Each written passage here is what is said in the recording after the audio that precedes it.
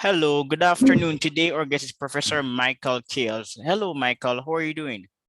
Doing just fine, Lipton. So, Michael, like you, I am a fan of the great Edward Grant. Yes, Yes, yeah, he's quite an accomplished scholar. he is. Is he still alive? I don't know, but his books live on. Yeah, he should be in his 90s. He's pretty old. But Edward Grant is usually cited quite frequently when people are talking about the relationship between science and religion. So today we're going to talk about scientism and the paper you recently authored titled Evaluating Warfare Myths About Science and Christianity and how these myths promote scientism. What is scientism? Scientism is the idea that only science is reasonable, and especially not religion. That's usually what they're targeting, is claiming that the only way to really have knowledge about the world is to engage in the natural sciences, and that theology is just kind of, well, make believe. All right then, and what are the flaws inherent in this ideology? Well, for one thing, scientism itself is not a conclusion drawn by scientific inquiry. Scientism is a philosophical position. You're free to hold that position if you wish, but sometimes it's passed off as if it's just sort of reading off of natural science a larger conclusion that only natural science is reasonable knowledge, and all other kinds of knowledge, especially theology, are just subjective. A way to put this in a friendly, accessible manner is to say that just like if I were to say there are no absolute truths, absolutely. Well, that undermines itself. That very statement, there are no absolute truths, undermines itself, because that statement itself is a claim to know absolutely that there are no absolute truths. So when it comes to scientism, it's the philosophical claim that non-scientific claims are just they're not is itself philosophical, not scientific. Again, a person is free to hold that view if they wish, but it has internal problems, problems of what we would call coherence or lack thereof, that is incoherence. And that's one of the chief philosophical problems. My research is actually focused on some of the historical problems with scientism. Yes, you were debunking the idea that there is a negative relationship between Christianity and science. And I like how you start by talking about the Dark Ages. Recently, Catherine Nixie, she wrote a book arguing that Christianity destroyed classical civilization. In your article, I don't remember you mentioning Catherine, but many tend to share this view. So, Michael, did Christianity usher in the Dark Ages? No, in fact, as the Roman Empire began to break up due to its own internal problems, as well as Germanic tribes from the north and the east that invaded, eventually the integrity of the Roman Empire was really in shambles. And of course, during that period, the early, which was also coincides with early Christianity, Christians were making inroads into, that is, sharing the gospel with people in higher and higher places of influence and authority, including in the Roman government. And so Christianity helped to actually preserve much of the Greco-Roman past that educationally that was valuable in the monasteries and in other institutions.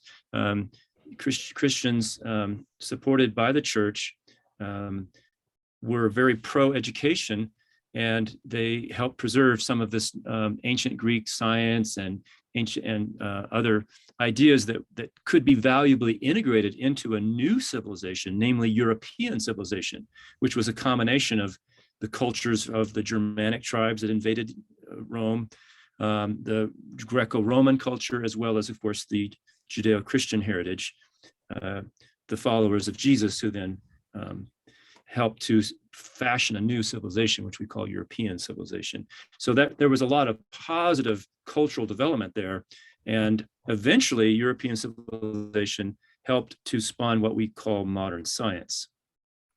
Early medieval light, 400 to 1100, and you begin by saying the great church father, St. Augustine, laid some of the foundations for science. What are these foundations? Well, in order to do science, well, first of all, even beyond culture, which is mainly what we're talking about, history of culture, there needs to be a universe that exists that actually obeys certain natural laws. So, so you have to have a universe that's intelligible, that is, that exists and that could be understood. You also, practically, for science to originate, you need to have a culture that's science friendly. That is, a culture that helps people to orient themselves to, hey, you know, the nature is worth studying. It can be studied. The human mind has the capability to at least approximately discover truth about the natural world.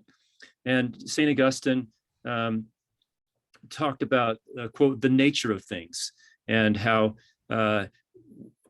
especially Christians should have confidence that we can discover at least certain things, at least approximately, about the nature of things in the world, because God made the human mind. We're made in God's image, which is a basic biblical teaching that St. Augustine, of course, believed in as a very philosophically sophisticated Christian. And so since God made the human mind and God made the natural world, and they're both, the human mind is reasonable and the natural world is understandable to a reasonable mind, since God, the ultimate in reason, made the natural world from ideas in his own mind, including mathematical ideas that were in the mind of God. And so St. Augustine and then later Christian thinkers realized that Christian civilization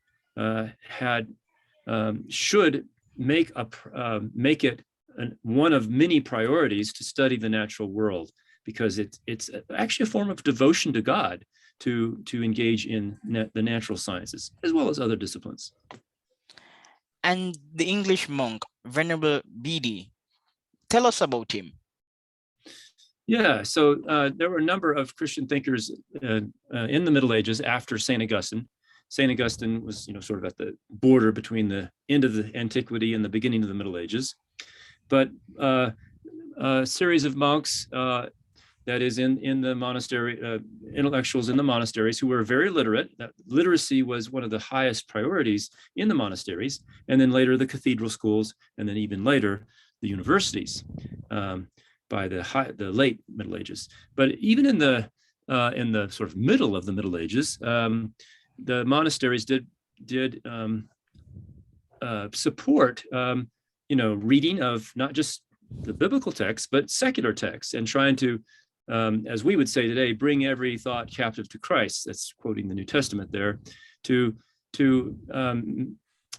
just because someone doesn't believe in God doesn't mean they can't discover some things true about the world. So Aristotle and Plato, they didn't believe in the God of the Bible, but especially Aristotle discovered some very important things about the natural world that were then handed down through the Middle Ages and through the monasteries. So Christian monks did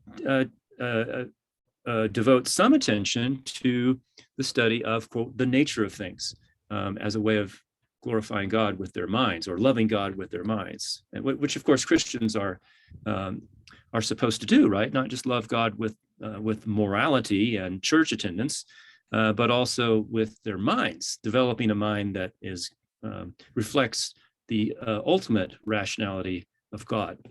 So that these were important early developments in what would later become modern science, to study the natural world, try to figure out how it works. Astronomy was one of the earliest sciences that successfully concocted some theories that still need to be revised eventually, but had at least approximate truth about the world that God made. And the monasteries were a part of that to some degree.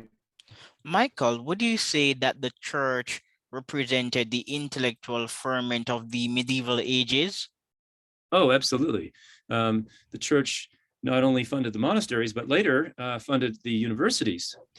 So Oxford, Cambridge, and other universities, St. Andrews.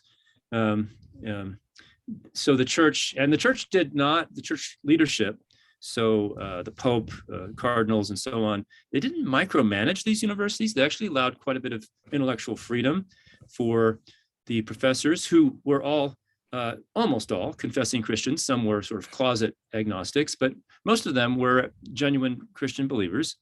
And they had the freedom to both study the scripture and study the natural world and see how they come together in harmony. And so there were times where there were controversies, as you would expect, because sometimes it's unclear how to best interpret the Bible, or how to best interpret the natural world, or what was called the book of nature. That actually traces back to St. Augustine, who we just talked about, this analogy between the book of nature and the book of scripture, both authored by God. So if we understand them both properly, eventually, after doing all the hard work, we're going to see how they're in harmony. So the universities were devoted to this kind of enterprise. Michael, again, frequently it is said that the medieval church was backward and anti-intellectual, but how did this idea emerge? Because the medieval church was obsessed with Aristotle. So if the medieval church was backward, it was because of the influence of Aristotle.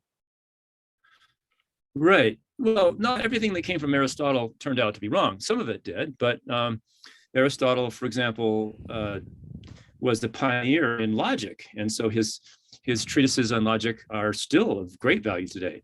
And as far as his writings on the natural world, some of them were valuable. Some of them did have some negative effect on the history of science by withholding innovation, but that's part of science. Is you're building on previous theories. You criticize what previous theorists got wrong, and you come up with more adequate theories that better explain the natural world. And that's just growing pains within the sciences. That's the way it is today still. As you know, medical science today, it used to be, don't eat eggs. Well, now actually eggs are quite good for you. It's the good kind of cholesterol that they promote, and not so much the bad kind of cholesterol, and so on. So scientific opinions do change. It doesn't mean it's postmodern, anything goes, truth is relative, but scientific knowledge is approximate truth, and it can get better over time. So the universities, of course, taught a lot of Aristotle's works, but they also critique those works. Now, by the time we get to Galileo and Kepler, what we call the scientific revolution, there was kind of too much adherence to Aristotelian ideas in the universities, such that there needed to be a major revision through the work of Copernicus, Kepler, and Galileo. But there was a history of criticism of Aristotle, even within the church-sponsored universities. And it was Galileo and Kepler and Copernicus just took that a step further. And they also were all perceived of themselves as good members of their own churches. Copernicus and Galileo were Catholic, and Kepler was Lutheran. And they both thought of themselves, all of these famous early modern scientists, almost all of them, conceived of themselves as Christians, and glorifying God with the kind of revisionary science that they were engaging in that helped to, for example, led to the discovery that the Earth is not in the center of the universe, but the sun is. Well, later on, that had to be revised. There are multiple solar systems. But anyway, the idea that in our local part of space, at least, the Earth is not the center. The sun is. So that was an important discovery accomplished by Christians in the natural sciences who criticized earlier work, including that of Aristotle. And what's this form of criticism called ratio? Yeah, the Latin word ratio or ratio is the Latin root word from which we get reason or rationality. In fact, I'm on the board of directors of an organization called Ratio Christi, which literally means in Latin, the reason of Christ. And you can Google that to see what kind it is. It's a specifically Christian organization that promotes the reason of Christ. Now, as a historian of science and as a philosopher of science, I can conclude reasonably, along with my secular colleagues, that Christianity did not, in fact, function as a huge block to science, but it often played very well with science. That is, institutional Christianity, I think, often did play very well with science and helped to encourage the growth of science. For example, I know of a retired UC Berkeley professor who wrote a book called The Sun in the Church, S-U-N, Sun, and argues that the church was the primary funder of astronomy and cosmology for many, many centuries. So it was pro-science. But Russia had this reason, and there was a kind of, the medieval thinkers did help develop a kind of reasoning that is more friendly to the natural sciences, that where you can start with just probable premises rather than premises that you should somehow know to be absolutely true. But as is the case in the natural sciences, many of our initial premises are just known to be probably true, and then you can reason from that to probable conclusions. And so the medieval scholars helped to develop that kind of reasoning, which is very friendly to the natural sciences. Yes, and Francis Bacon was quite distinguished in that regard. Yes, so Francis Bacon here, now we're moving from medieval to early modern, but he still was building on the earlier work of the medieval scholars. Francis Bacon did formulate some of the components of what we now call the scientific method, even though that method is actually quite eclectic and includes a lot of different things, not just one set of procedures. And I can say that as a philosopher of science, I kind of wear two hats. I'm a historian of science and a philosopher of science. And I think the two fields are very important to be in conversation with each other, along with the history of theology, which was very important for the early science. But yeah, Francis Bacon, he also identified as a Christian, and he was very influential in the early development of science in England.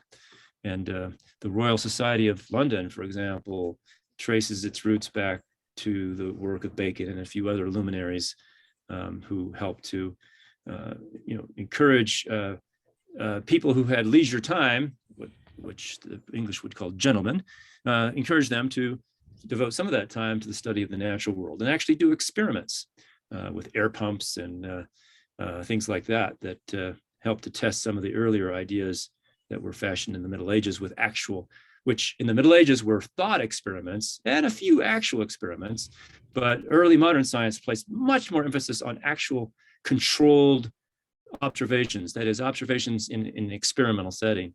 And that also had a Christian roots in that, the Christian idea that God is the creator. God could have made the world many different ways that are consistent with his own morality and rationality. But God chose freely to create the world in a certain way with certain mathematical principles that he drew from his mind, and like the law of gravity and so on that were discovered by people associated with the Royal Society, like Isaac Newton. So experiment was important because you can't just sit back and say, well, there's only one way that God could have made the universe and we'll figure it out. No, there's a lot of ways that God could have done it. So you have to go out and test nature, and that's called experiment. And so that the very idea of modern science with its high emphasis on experimentation has its roots in Christian theology. Michael, we were talking about Francis Bacon, but it should have been Roger Bacon. Well, yeah, Roger Bacon was actually in the Middle Ages, and he developed some yet earlier ideas. But Francis Bacon, even though that was by mistake, Francis Bacon is a great person to talk about in transitioning. Yes, I'm a fan of Francis Bacon because he started the R&D program in the West. Okay, right. Yeah, but Francis Bacon is kind of a good bridging person to talk about and going from the Middle Ages to the early modern period. So it still fit in quite well. But Roger Bacon, what did he do? Because he's also quite important. Yeah. So this other Bacon guy, he did actually perform some interesting studies that later got integrated into what we call modern science. But I think that even though contemporary scientists might look back at some of what Roger Bacon and other medieval scholars did and say, well, that's not quite all what we call modern science, but nevertheless, look, modern science to originate, it took time. It took time to develop not just the idea of experimentation, but other deep methodological roots for what has become a very successful enterprise called modern science. So Roger Bacon had a part in that. By evaluating them and introducing some control observations, what we now call experiments, Bacon substantially advanced the science of light. And this is from Lindbergh, 2013. Yes, right. So Roger Bacon did have a role to play in the Middle Ages, as there were some actual experiments, not just thought experiments, but actual manipulative experiments, and Bacon was one of those, as you quote from David Lindbergh, who was another important. Now he has since passed away, but when did he die? Oh, about 8 or 9 years ago. In fact, I own that a book. long? Yeah. In fact, I bought a book off the internet that used to be owned by him. I think his wife probably sold a lot of his books online after he passed away, and so I actually have one of the books that was owned by David Lindbergh. Yeah, David Lindbergh and Ronald Numbers. Mm-hmm. They write a lot of books together. Yes, and I'm a personal acquaintance of Ron Numbers, and not a close friend, but we're on good terms. And he's invited me to be a part a couple of years ago. It's been more like 5 years now, to be a part of a group that wrote essays that are collected in a Harvard University Press book called Newton's Apple and Other Myths About Science. And I have an essay in there called the Copernican Demotion Myth. And so it's, secular press, but I'm obviously an evangelical Christian, but they recognize that, hey, this guy's a good historian of science. He's got something important to say here. And I was able to show that Copernicus himself was a devout Christian, but later on, his, theoretical changing of the Earth and the sun's position, which of course is based on good evidence that we now know of. Well, at the time of Copernicus, it wasn't really quite clear, whether the Earth moves or the sun moves. And nevertheless, he argued for a moving Earth, stationary sun, and which was new compared to the ancient view of Aristotle and Plato and other astronomers like Ptolemy. And so, so I think that this shows, this essay that I published in this Harvard Press book, which later figured into my own book called Unbelievable as one of my chapters, shows that Christianity did not hold back science, but rather, and Christianity did not lead to demoting humans from a divine place of importance, because even Copernicus thought that taking Earth out of the center of the universe did not demote humans from a place of importance in the divine plan. In fact, judged against the ancient backdrop, it was kind of a promotion. And if you want the details, read my book, Unbelievable. Yeah, a similar chapter is in the book Galileo Goes to Jail and Other Myths. Yes, that's correct. And I build on the earlier essay in that earlier book in my, so that was the first major anthology that Ron Numbers edited with Harvard Press. And then the second one, which was a follow-up, is the one where I was invited to contribute that essay about Copernicus. And your second book, what is the name of it again? The one published by Harvard. Oh, the second book, it's not actually my book, but I have an essay in that book published by Harvard Press. And that book's called Newton's Apple and Other Myths About Science. So Ron Numbers is the editor, as well as with a co-editor, a guy from Greece. Can't recall the name right now. But anyway, you can find that on Amazon. Okay. And when I was quoting the excerpt from your book, and I said by evaluating them, I was referring to Greek and Islamic scholars, because medieval Europeans were quite receptive to Greek and Islamic ideas. It wasn't an insular culture. Exactly. And by Greek and Islamic ideas, we mean particularly Greek and Islamic philosophical and scientific ideas. Obviously, Christian Europe had some theological things to share with Islam, but they did have their own distinctive understanding of God as revealed in the Bible. But they did accommodate or integrate into their worldview much of the ancient Greek and Islamic natural sciences and astronomy, because it was just good work, interesting work that deserved to be taken seriously. And so and it made its way into the universities. In fact, about a third of university education in Europe, again, founded by the church, was devoted to math and science, which is actually a greater percentage than universities today for the general curriculum, I'm speaking. And another misperception is that the medieval church fought Galileo. So Toby Huff, a distinguished historian of science, he writes that the medieval church originally was not impressed by some of Galileo's ideas, and that led to the conflict and other reasons. But the medieval church was not anti-Galileo because Christians disliked science. They wanted more evidence. Yeah, well, Toby Huff is a scholar of Islamic science primarily, but he also does comparative analysis of different civilizations and the degree to which those civilizations cultivated the natural sciences and mathematics. Galileo, as I explain in my book Unbelievable, I've got a chapter called about the Galileo myth, and of course what was mythical about it is, or untrue in this case, was that Galileo somehow represents reason as opposed to superstition, which the church supposedly represents, superstition and unreason. Galileo was both a brilliant scientist, and he perceived himself as a devout Christian and a member of the Catholic Church.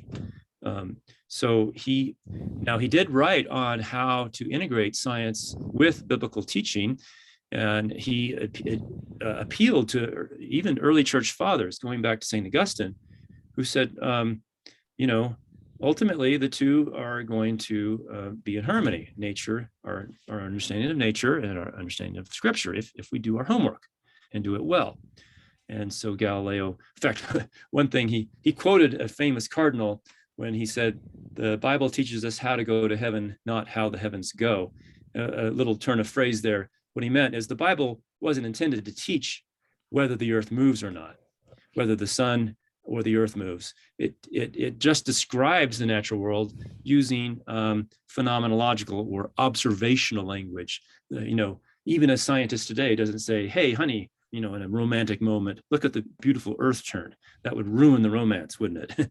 A scientist says to his or her spouse, "Hey, honey, look at the beautiful sunset." And that's not an error. That's simply using observational language. The sun appears to set. The sun appears to rise, even though it's really the Earth's motion that makes that appearance happen. Well, the Bible also is not in error when it talks about sunrise and sunset. And Galileo understood this well and actually wrote about this, how to properly integrate science and Scripture. So Galileo was a good Christian and a good, at least as he perceived himself, and a brilliant scientist. And he's a good case study for the harmony of science and Christianity. Now we're going to talk about the biggest myth, the myth of the flat earth. Did people during the medieval ages really thought that the earth was flat?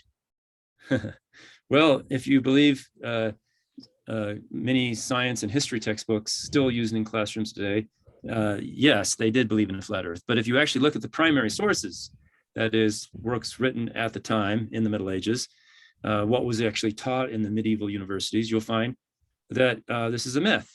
That the truth is that the universities not only taught the earth was spherical or round like a basketball, but also required that students learn how to argue from observation to the conclusion that earth is round. For example, and this knowledge goes clear back to Aristotle, and a good example where Aristotle often got things right. Aristotle noted that that during a lunar eclipse, that's when the Earth's shadow is cast on the moon and goes across the face of the moon. You can notice that the edge of the Earth's shadow on the moon is slightly curved, and that suggests that the object casting that shadow is round, or at least curved in some dimensions. And Aristotle, noting that lunar eclipses are consistently have a curved edged shadow, argue that therefore the best explanation of this is Earth is round like a basketball. Well, that kind of reasoning from observation to conclusion was taught in the medieval universities. And I taught college astronomy and biology for a quarter century. And I used to have a lab where students would have to role play those arguing for a flat Earth and those arguing for a spherical Earth. And it's funny that students today, in some cases, before they took my class, because I had this lab early on before they learned more of the science and the history, a lot of my students could argue more effectively for a flat Earth than a spherical Earth. Of course, after my class, they were much better at arguing for a spherical Earth. But it just goes to show that even university students today, in some ways, are suboptimal in certain topics, obviously not all, but only in certain topics relative to medieval university students who had a much stronger rational grasp on a spherical Earth, not just memorizing it as true, but actually arguing for a spherical Earth. And so that surely does show that the modern idea that medieval people thought the Earth was flat because the church held them back, because the church is ignorant and superstitious, that whole story is wrong.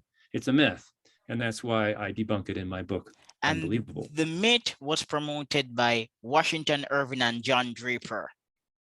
Yeah, there were quite a few people that promoted the myth. The myth got rolling in the 19th century. That's why I call it a modern myth about the Middle Ages. It's a historical error created in the 19th century about what people in the Middle Ages thought. And some of the early stages of this and other myths that I cover in my book, Unbelievable, were actually part of Protestant polemics against Catholics. Protestants like to call Catholics superstitious, and they often use the history of science and religion to try to advance that thesis. Now, I'm not a Catholic, I'm a Protestant Christian, but I defend Catholics historically to the degree that Protestants sometimes misused history to make Catholics look bad when they really had a very pro-science view. Catholics did in many, many cases, not all cases, but in many cases.